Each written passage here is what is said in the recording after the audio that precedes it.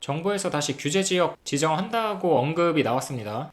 현재 용산이랑 강남 3구의 주택가격 변동성이 확대되고 있기 때문에 지속적으로 관찰한 다음 조정 대상 지역, 투기과열지구, 토지거래 허가구역 추가 지정한다고 하고요. 이를 통해 시장 안정화 조치를 강구하겠다라고 발표를 했습니다. 굉장히 오랜만에 나오는 규제지역에 대한 뉴스였어요. 4월달, 3월달이죠. 토어제 다시 묶으면서 규제지역에 대한 이슈는 갔나 싶었는데 새 정부 들어서기 전에 정부에서 선제적으로 규제지역에 대한 언급을 다시 한번 한 거고요. 필요하다면 이제 규제지역 토어제 확대할 필요가 있다라고 16차 부동산 시장 및 공급상한 점검 TF에서 얘기를 했고요. 현재 23년 1월에 대대적으로 규제지역 대폭 개선을 했죠. 그래서 강남 3구랑 용산만 납두고 서울시 전역을 해제했습니다. 그래서 깔끔하게 지금 서울 전체 중에서 이 빨간색 부분만 남아있는 거고요. 그때 당시 하남이랑 성남, 과천, 광명까지 해가지고 비서울 지역에서도 규제 지역으로 묶여 있었었는데 부동산 시장이 한창 안 좋았었을 때니까 대폭 규제 지역 해제를 했었고요. 그리고 25년 3월이죠. 2월 달에 잠깐 토어제 전면 해제했다가 집값이 폭등하니까 다시 묶었거든요. 근데 기존에 묶여 있었던 것보다 더 빡세게 묶여가지고 아예 강남 3구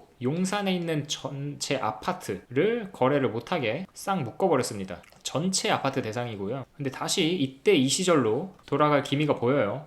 제가 가장 우려하던 게 이 포인트였는데 슬슬 언론에서 언급이 되고 시작했습니다. 이렇게 검토하게 된 이유가 부동산 가격이 계속해서 상승하고 있기 때문인데 지금 서울시 매물이 급격하게 줄어들고 있는 게 보이시죠? 서초구도 급격하게 줄어들고 있습니다. 불과 한 달도 안 돼서 급격하게 줄어든 거거든요. 그러니까 이제 탄핵이 되고 전국 안정화가 이뤄졌고 새 정부가 사실 민주당이 될 확률이 높으니까 2017년을 떠올리면서 집값이 다시 폭등하는 거 아니냐 라는 생각에 매물들을 걷어들이고 있는 거죠. 특히 대형 아파트 위주로 가격 상승이 지속돼 왔는데 여기는 공급이 기본적으로 부족했기 때문에 상승세가 컸었고요. 근데 지금 조기 대선이랑 맞물려 가지고 상승세가 더 중소형 아파트보다 컸었습니다. 아무튼 이런 상황을 타개하기 위해서 규제지역이라는 카드를 다시 꺼내 들었고요. 대형 아파트 보면은 유일하게 수요 대비 입주 물량이 적어서 가격 상승이 계속돼 왔습니다. 60제곱 이하를 보면 24년보다 올해 더 많죠. 입주 물량이 60에서 85제곱도 더 많아요. 근데 85 초과하는 물량은 더 적어졌습니다. 그러니까 대형 아파트에 대한 수요는 있는데 공급이 적다 보니까 상승을 더 부추기는 효과를 낳았었고요. 그리고 금리 인하가 지금 예정되어 있죠. 한은에서 이번에 내릴 것 같은데 올 연말에 한 2.25% 해가지고 총 3번의 금리 인하가 예상이 되고 있고요.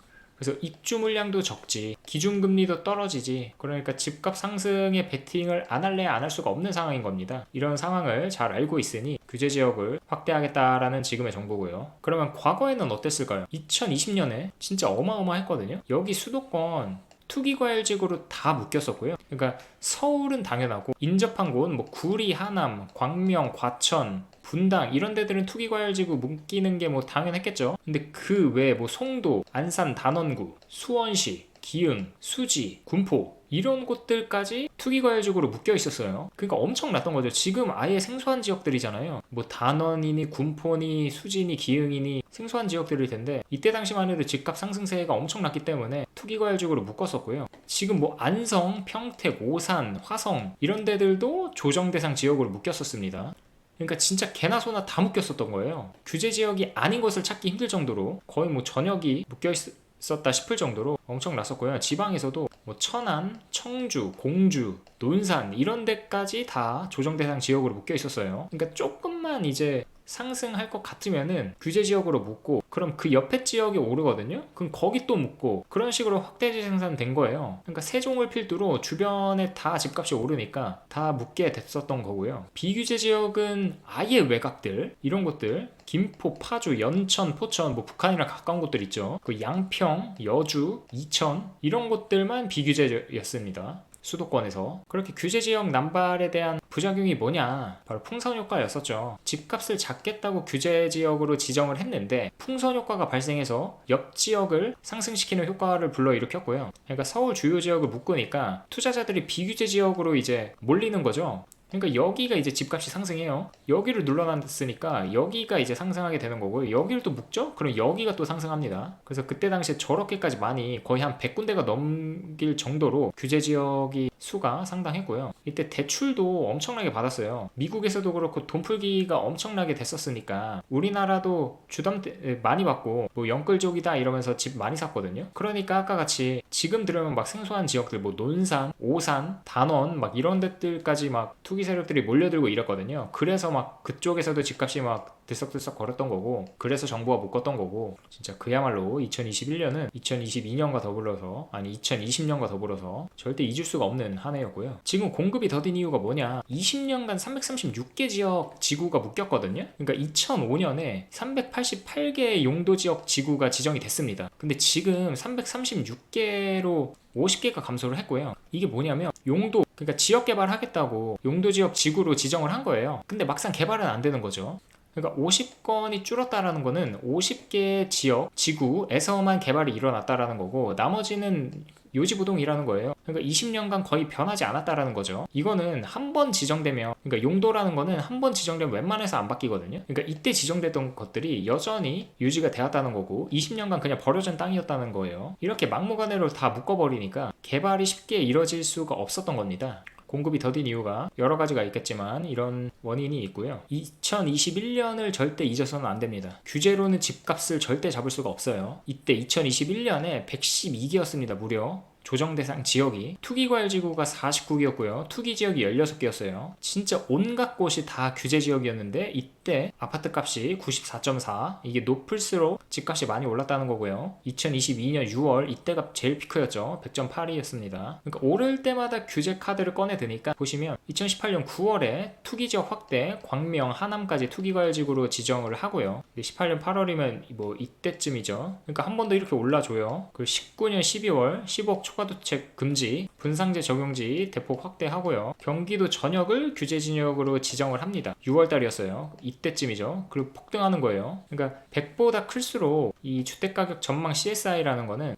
100보다 클수록 소비자들이 느끼는 불안감이 커진다라는 걸 의미하거든요. 그러니까 이때 투기지역 확대했을 때 사람들이 굉장히 불안감에 많이 빠져 있었다는 거예요. 집값이 오를 거라고 생각했다라는 거죠. 128이면 엄청나게 큰 숫자예요. 제일 크죠, 여기서. 그러니까 막 공포심에 쌓여 있었던 거예요. 그러다가 또 서울 27개 동에 분상제 지정하니까 120이 됐죠. 이때 또 125가 되고 경기도 전역까지 지정하니까 112, 7월에 125. 그러니까 이거 집 오른다 계속 그 생각을 공포심에 쌓여가지고 하고 있었던 겁니다. 그 결과 집값은 이렇게 기하급수적으로 기울기 보이시죠? 엄청나게 급등했다라는 거. 아파트 매매가격 지수도 보면은 뭐 전국 수도권 서울 할 거 없이 꾸준히 우상향을 했고요. 2021년에 무려 13.7% 올랐습니다. 전국 평균이 13.7% 올랐다는 거는 개별로 따졌을 때, 그리고 서울 기준으로 따졌을 때는요 거의 뭐 한 20% 가까이 올랐다는 거예요. 왜냐하면 서울 위주로 이렇게 엄청 크게 오르고 지방은 상대적으로 적게 올랐을 거니까 여기가 엄청 크게 올랐다는 거고요. 돈 많은 사람들은 더 부자가 됐겠죠. 보시면 순자산 상위 10%가 5년 새 36%가 더 부자가 됐답니다. 2017년 문재인 정부 시작했을 때죠. 13억이었어요. 순자산 상위 10%가. 근데 17억이 됐고요. 끝날 무렵에는. 이게 다 부동산으로 이뤄낸 효과거든요. 부자들만 더 부자가 됐어요. 그리고 그동안 없었던 단어인 벼락거지라는 말이 이때 생겨났죠. 근데 벼락거지 아니에요. 진짜 거지가 됐거든요. PIR 보면은 14.3에서 17.6으로 확 늘어납니다. 그러니까 내 월급을 한 푼도 안 쓰고 14.3년 모으면은 살 수 있었던 거를 17.6년이 된 거고요. 그리고 순자산 1분위 하위 10%는 빚이 더 늘어났습니다. 방금 전 페이지에서 상위 10%는 자산이 더 늘어났다고 했잖아요. 하위 10%는 빚이 더 늘어났고요. 순자산은 다 마이너스인 거 보이시죠? 부채는 다 늘어나고 있고. 그러니까 자산 양극화가 엄청나게 심해진 겁니다. 여기서 보시면 양극화가 계속해서 심해지고 있죠. 이 지수가 크면 클수록 불평등하다라는 거예요. 양극화가 심하게 이루어졌다라는 겁니다. 그리고 2002년에 22.8%가 올랐거든요. 전국 아파트 값이. 근데 19.4%, 19년 만에 최고치를 찍었습니다. 2002년 이후로 상승률 최고치를 찍은 해예요. 2021년이. 그러니까 그야말로 레전드다. 그리고 다시는 잊어서는 안 된다. 이 해를. 왜냐면 이재명 대표가 물론 지금 부동산 정책 보면 살짝 기조는 달라요. 제가 꾸준히 업데이트를 해드리고 있지만 문재인 정부 때랑은 다른 점들이 분명히 있고요. 세금 측면에서 다르거든요. 대출 규제에 대한 거는 비슷한데 그리고 이 규제 지역도 왠지 비슷할 것 같아요. 그러니까 이때만큼은 아니더라도 상승할 거라는 거는 예상이 되는 부분이라 미래를 알려면 과거를 절대 잊어서는 안 되기 때문에 이때 엄청나게 폭등했었던, 그리고 앞으로와 유사할 것이라고 예상이 되는 2021년을 절대 잊으시면 안 됩니다. 앞으로 반복될 수 있기 때문이에요. 그러면 오늘 방송 여기까지 하도록 하겠습니다. 감사합니다.